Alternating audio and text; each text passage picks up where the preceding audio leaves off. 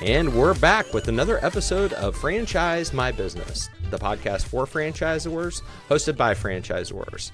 I am super pumped about today's guest, and you guys probably get sick of me saying that, but I was visiting with today's guest and just reminiscing about how cool it is that we get to visit with owners of really, really cool businesses through this show.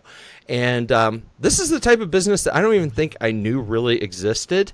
And once I found out that it existed, I was like, oh man, that was really cool. I wish we would have had this in my community when my kids were in some of the younger ages where we would have been able to benefit from this service. So we're going to talk about Spanish Immersion Early Education, which is really, really cool, because if you think about kids, it's a lot easier to train kids with foreign languages and things like that than it is adults. I have the founder and the CEO, Kristen. She is the the originator of Tierra Encantada, and we're going to dive into all the really, really cool things that she's been doing, but I'm pretty sure she won't say these things, so I'm going to say these things about her. She's received a ton of industry accolades for her business acumen and leadership, including Inc. magazine's top 100 female founders. That's a big deal. Financial Times' fastest growing companies in America, and the U.S. Small Business Administration's Small Business Person of the Year. She's also, we're going to get through her bio here, but she's a player and we're going to tap in. She is also an experienced investor. She's got a portfolio that includes a distillery, some hotels, and over 150,000 square feet of commercial real estate. I need a break now. That was a long intro. Welcome to the show, Kristen. Thanks for having me.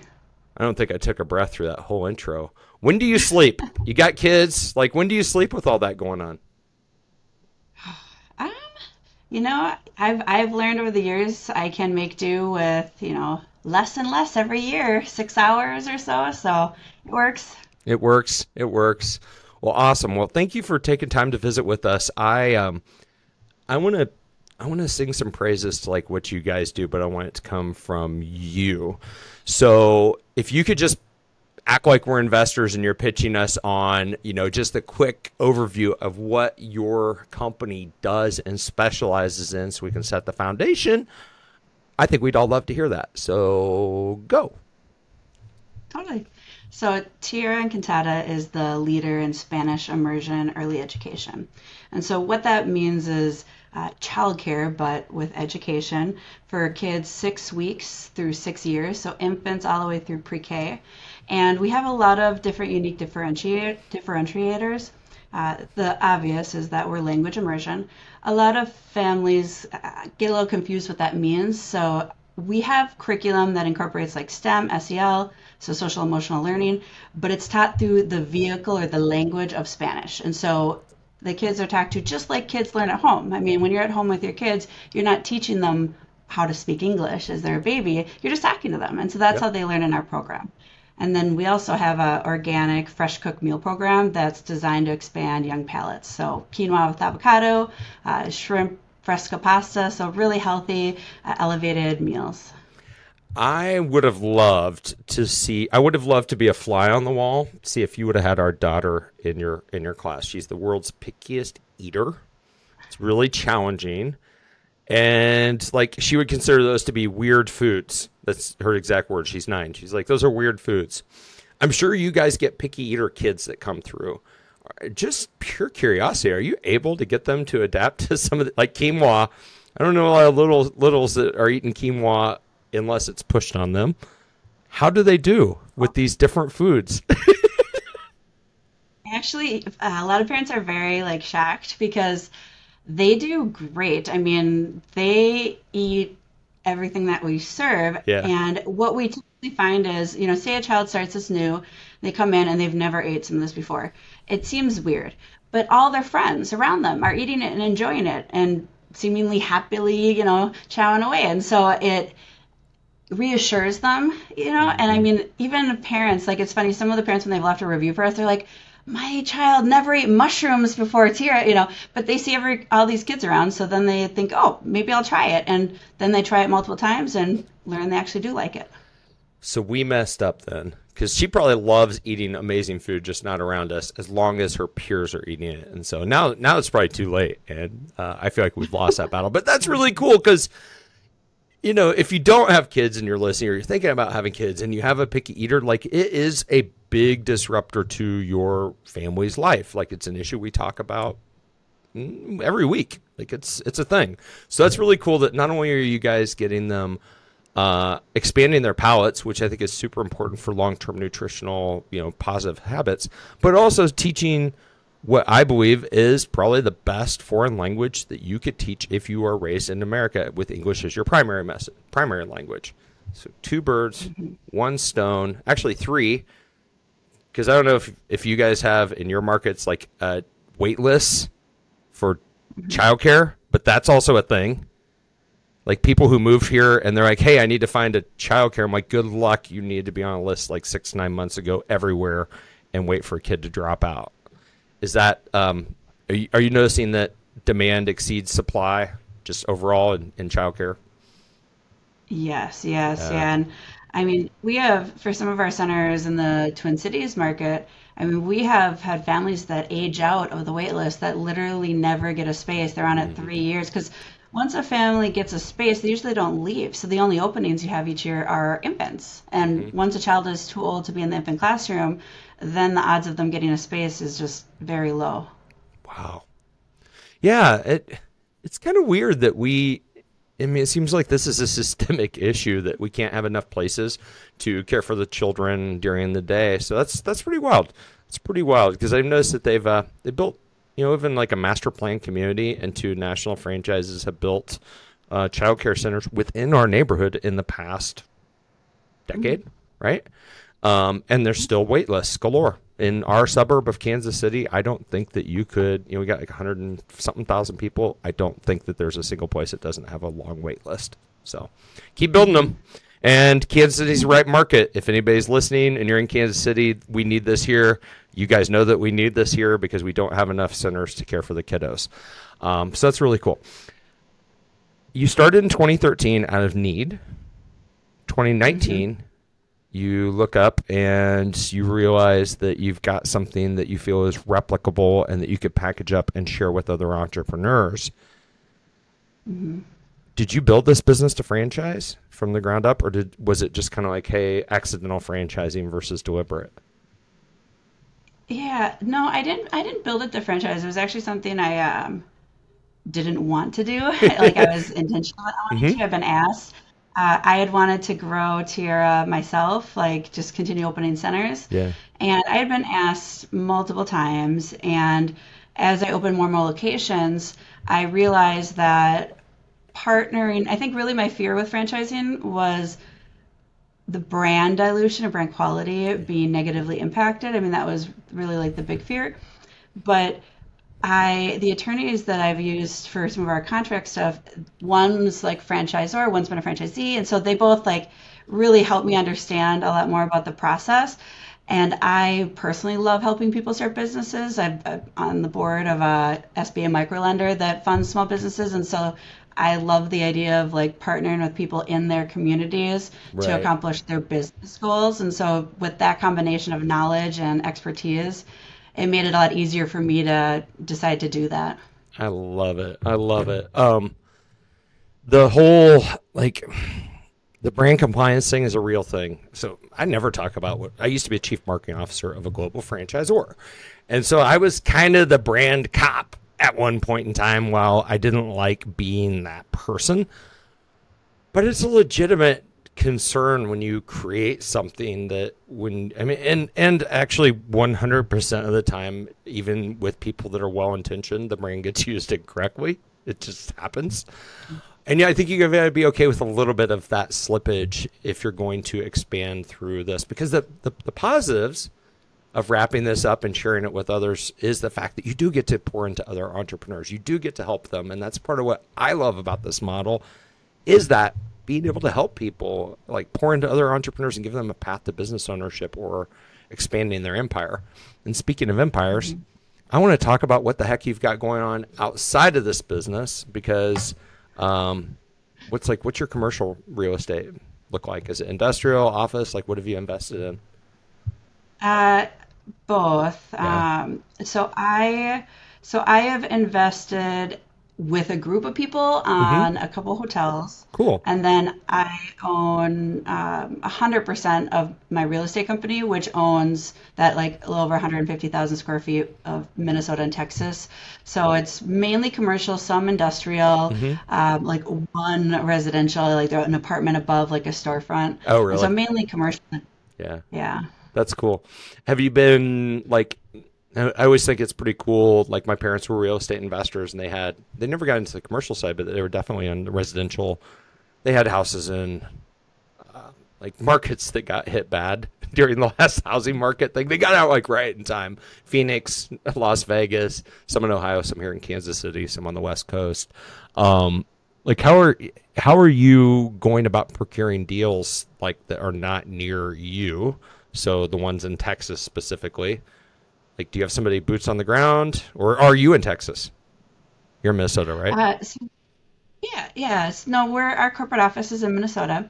So it depends on the intent of the site. So here in Minnesota, I have a mix of property that I have like I'll put my childcare in Yeah. and other tenants.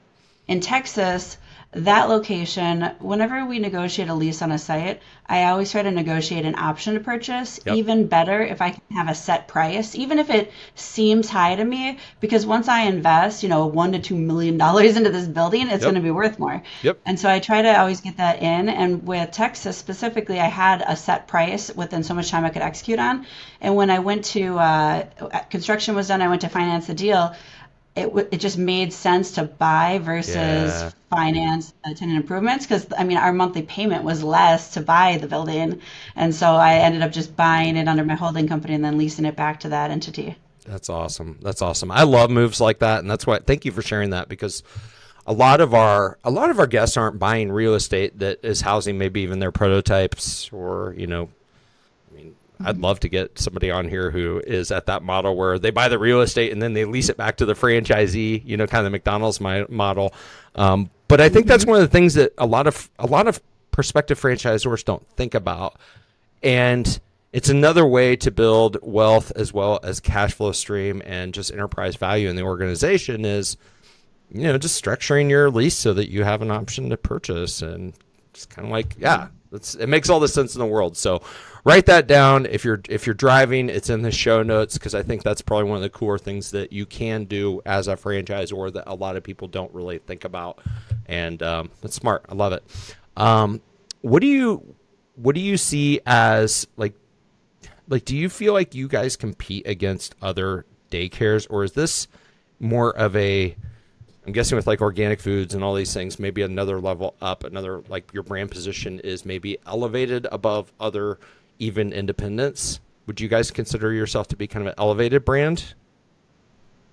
Yeah, I would say. I mean, so our target market is dual income, Hmm. highly educated households, and because of our offerings, we are more of like a premium experience. Yep. And then when it comes to competition, if it is a childcare center where it is more of like a premium center, but it's just kind of like a normal childcare, Yeah. I guess you could say, Hmm. those we actually won't like we won't be opposed to a site if it's next door to one Yeah. because It's a we different don't customer, view I it as think, right? well, and I wouldn't say it's a different customer. It's typically more people that didn't have the option for something like that was even better. And so when we locate next to one of the more normal childcare centers, we can, get a lot more enrollment because they have all of these people going to their center and they see us. And so it works well for us when we do Right. that. If it's a center that It's has like the Quick Trip something, model. Do you know what Quick Trip is? Do you have Quick Trip? They have Quick Trip in Texas. Do you don't have it in in Minnesota? Texas, there is. But Quick Trip's like the world's best convenience store. Like it's awesome. And their business model is built across the street from other gas stations and convenience stores. Because, well, first of all, I mean, frankly, just everybody will flock. It's comedic to watch, but you also feel bad for the other gas station because you can't compete. I mean, It's a different experience. It's just a different experience. And therefore people, and frankly, it's a superior experience that people just be like, yeah, I'm going to go across the street. So, yeah, no, that's really cool. And I love it when it's almost like you've created this category of one type of business. And, if you've ever read like Blue Ocean Strategy or any of those, the analogies are, hey, you can go to a hyper competitive market, or you can just go create a new category. I'm sure there's other Spanish immersion childcares, but I don't know if there's others that are franchising and providing like organic, awesome food and all those great things for the kiddos. So kudos to you. High on differentiation. I love it. I don't speak Spanish, so I want to talk about what is the translation of Tierra Encantada? What does that mean in English? Land. Enchanted land? It means enchanted land. Oh, I like that. That's deep. It's like a happy place that you want to send your kids. Yep. Enchanted I wanted something. Oh my gosh. I wanted something that sounded good in English and in Spanish. Right. And so That's you. and the domain was available. Number one rule when I think about a business name is the domain available? Yeah, the .com, not the .net. Exactly. It's a sore subject for me, as my name.com hasn't been available for like 20 years. I've been trying to buy it. And so I own my name.live, and I hate it. It feels inauthentic. So, yeah. It's what it is. Do you find that people are driving, like if the parents, that they're driving, that you're pulling from like a larger radius? Do you feel like you're pulling from a larger radius than maybe a daycare that doesn't offer some of the differentiators that you do? Slightly. Parents typically across the board want something close to their home.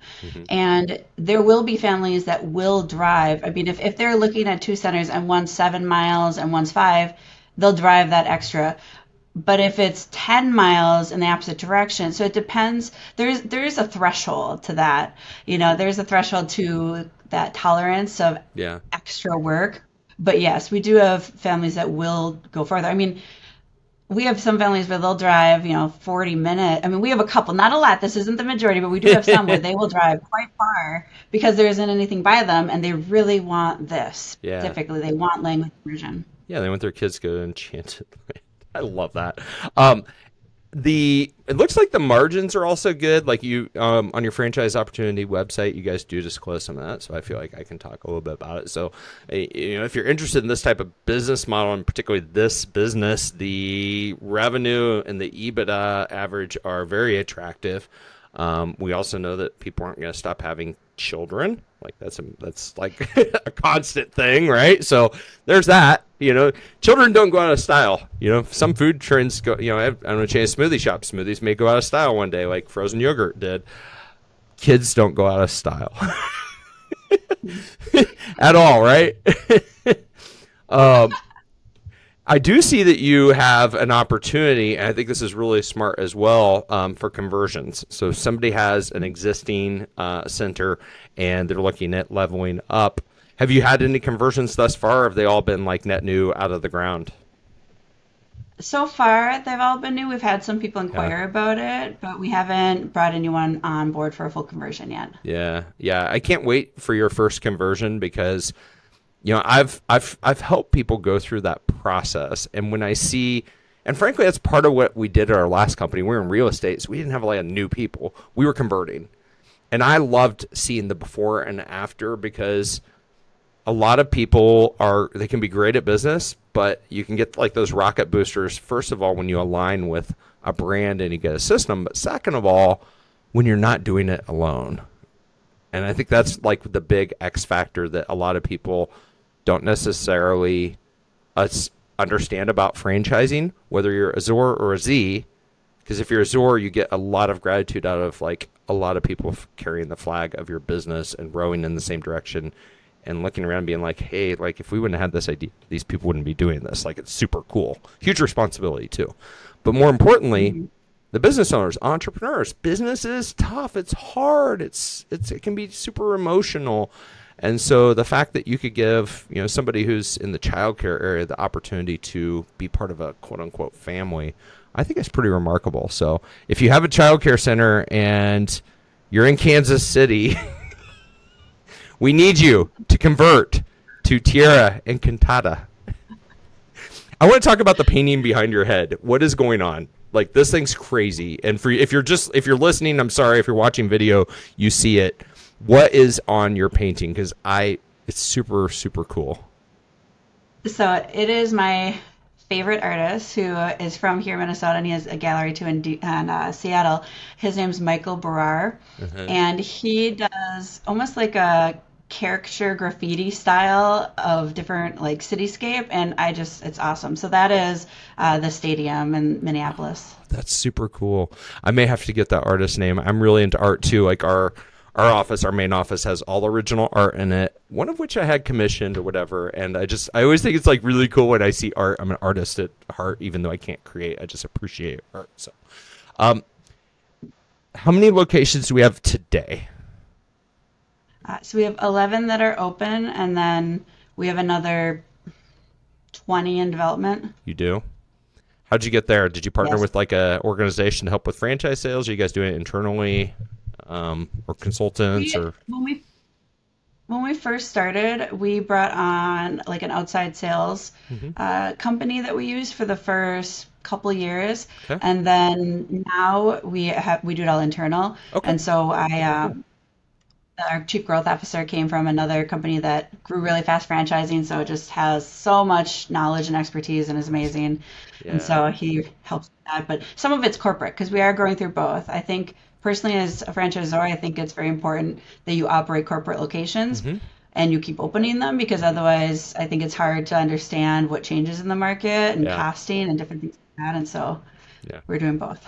You're doing both. So how many corporate locations do you guys have today? So that 11 is broken down between 9 corporate and 2 franchise. Oh, so you're new in the franchise game, and yet you've been building this kind of empire. Not new, but you've got your corporate stores outweigh what you've got in the franchise. I think that gives you guys a ton of credibility, by the way, obviously, to somebody who's thinking about, joining you. It's like, well, hold on. If they believe in it, you believe in it so much that you've got 9 of these. Wow. It's remarkable. So good on you. Good on you. I like that a lot. What do you think's next for your organization? More of the same? We have pretty aggressive growth plans over the next, to 2031-ish is kind of our target. We want to be in the top 10 in the United States, which means 300 locations. And so what I've spent the last couple of years is just building that foundation, because I've heard a lot of horror stories of people that, sell 1 million franchises but don't have any staff to support it and then just fail. And so I've focused on building that out so that everyone's successful, which I think our ones that are open speak for themselves. Our first one that opened was profitable their first year. So, which, by the way, is unheard of. Like, it's hard to be profitable in any business your first year. So that's really, particularly a franchise with CapEx. Like, you got real estate and stuff, right? So that's cool. Good for you and your franchisee. We disclose all that in our FDD. Like, we show all of the financials, because I think it's important to disclose that, because then people can see the ramp up, what each center is and stuff. And so our focus is just going to be continuing to grow through both corporate and franchise growth and expanding to all of, every market across the United States. Awesome. If you could go back and give the Kristen who was just starting this journey back in 2013, probably very naive, as we all are when we start a new biz, one piece of advice or a key learning that you wish that you could have, you probably had to earn that key learning, and because of it, it makes you a stronger entrepreneur. But if you could have avoided it and just taken the shortcut and got the knowledge, is there one thing that stands out? Oh, there's several. Is there like one that's like super painful or expensive that we can save somebody else that heartache, right? I would say the working capital, the amount you put in your initial financing, because working capital, this isn't my first business I started. I've started multiple businesses before this, dog daycare, event company, and all of them were profitable literally day one, no issues. And so me thinking, same thing. So I only got $20,000 working capital, which I went through in 1 month. And I would have had to, and I'm not joking when I say this, if I hadn't had my other businesses, I would have had to declare bankruptcy because I lost so much money that first year. And if I had had more working capital, I would have did more marketing maybe, or did things differently, or not had as much stress. But I mean, I actually thought about, am I going to have to declare bankruptcy at one point? Because it took a year to be profitable, which was long for me. I mean, I'd never had that happen before. Right. And so I think that would be very helpful. Yeah, that's helpful, right? And cash is the life. I mean, I've been in cash flow crunches in business, and it sucks. I mean, there's like nothing more stressful, particularly at the beginning of realizing that your runway was way shorter than you anticipated, and it's your fault for underestimating it. Like, so yeah, be well capitalized, both as a just frankly in business, just full stop in business. I don't care if you're buying a franchise. Like, we actually have some capital requirements that we make our franchisees have minimums in their bank accounts. I think that they all feel like it's too much. And the reality is, we're one little incident away from it being not enough. Right? Mm-hmm. It's just like, yes, life happens. You could get sick tomorrow, and you need to, take out whatever, hire another employee for any hours you were doing as management or whatever it is. Like, you can just, mm-hmm, help you sleep better at night if you've got enough cash in the bank. So learn from us. Both of us have been in cash flow crunches before, and it is not fun. You know what I had to do once? I had to sell a car because I was in a cash flow crunch. For my marketing company, we own a car, my company car. And I was looking at the car once. I'm like, well, if I sold that, I could turn that into like 20, 25 grand. That would help me get across what I'm trying to navigate today. This was in the early stages of our business. So I sold it, and then I went and bought the same car, a white one, and I financed it so that I could free up that capital. And all my neighbors were like, oh, look at Kevin. He didn't like his car enough. He went and got a white one. I'm like, dude, you have no idea. I was like ready to shut down. I almost crashed the plane, as I like to say, with my business. And I had to sell my freaking car so I could make payroll. I didn't get it because I didn't like the color, although I didn't like the color. So that's the type of stuff that you sign up for as an entrepreneur. Sometimes you got to hawk your car. Sometimes you got to go to the pawn shop and sell your goods for your dream to come true. And if you're well capitalized, you just don't have to do that stuff. So awesome. I've really enjoyed getting to know you. This has been a good episode. I love what you're doing.